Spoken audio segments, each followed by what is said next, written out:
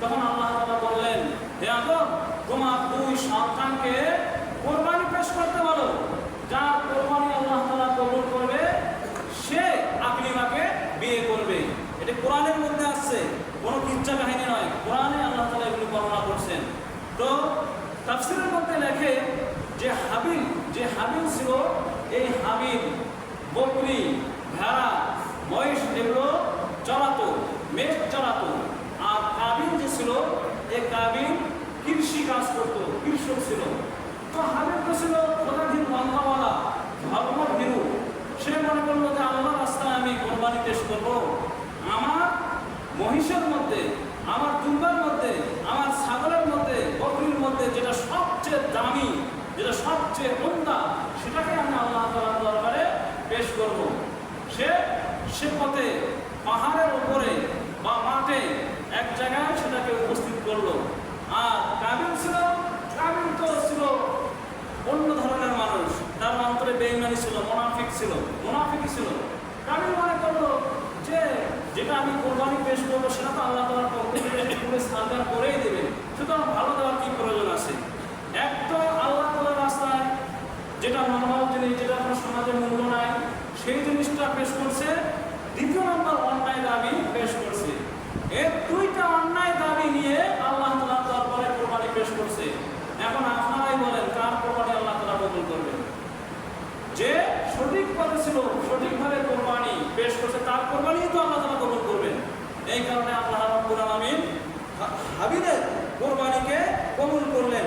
আল্লাহ তাআলা বলছেন, ইয কাররামা কুরবানা ফাতুকবিলা মিন আহাদিহিমা ওয়া লাম ইউতাকাব্বাল মিনাল আখার।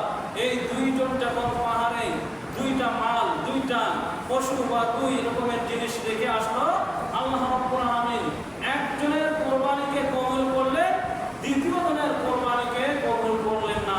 কিভাবে কবুল করলেন?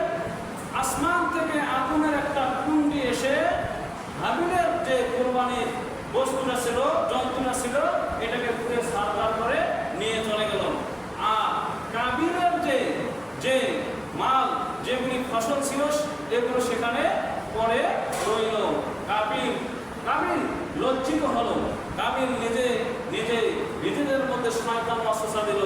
শয়তান এসে তাকে বলল যে তোমার ভাইয়ের কারণে, হাবিলের কারণে যেহেতু তুমি সমাজে অপদস্থ হয়েছ, সুতরাং তুমি হাবিলকে হত্যা করে ফেলো। শয়তান আসি তার মাধ্যমে এই ধোঁকা দিল। তখন ওই কাবিল বলল,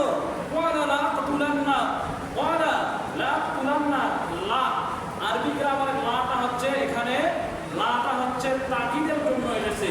অবশ্যই আমি তোমাকে মেরে ফেলবো, অবশ্যই এ হাবিল, অবশ্যই আমি তোমাকে হত্যা করে ফেলবো। যখন কাবিল এই কথা বলল, তখন কাবিল বলল, ওয়ালা ইন্নামা ইয়াতাকাব্বালুল্লাহু মিনাল মুত্তাকিন। ও কাবিল, তুমি রাগ হও কেন? তুমি আমাকে হত্যা করতে চাও কেন? তুমি কি জানো না, ইন্নামা ইয়াতাকাব্বালুল্লাহু মিনাল মুত্তাকিন, আল্লাহ তাআলা শুধু মুত্তাকিন, ধর্মভীরু, খোদাভীরু যারা রয়েছে তাদের কোরবানিকে আল্লাহ তাআলা কবুল করেন। আর যারা অন্যায় পথে থাকে তাদের কোরবানিকে আল্লাহ তাআলা কোরবানি করেন না। তবে শুনে রাখো, হাবিল বলতেছে, তুমি শুনে রাখো, তুমি যদি আমাকে হত্যা করতে চাও, আমি কি করব শুনো।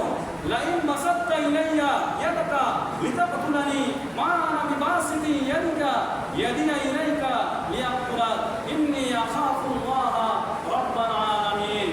কাবিলকে বলল, হে কাবিল, তুমি যদি আমাকে মারার জন্য আমার দিকে তোমার হাতকে প্রসারিত করে দাও, তবে আমি তোমাকে মারার উদ্দেশ্যে আমার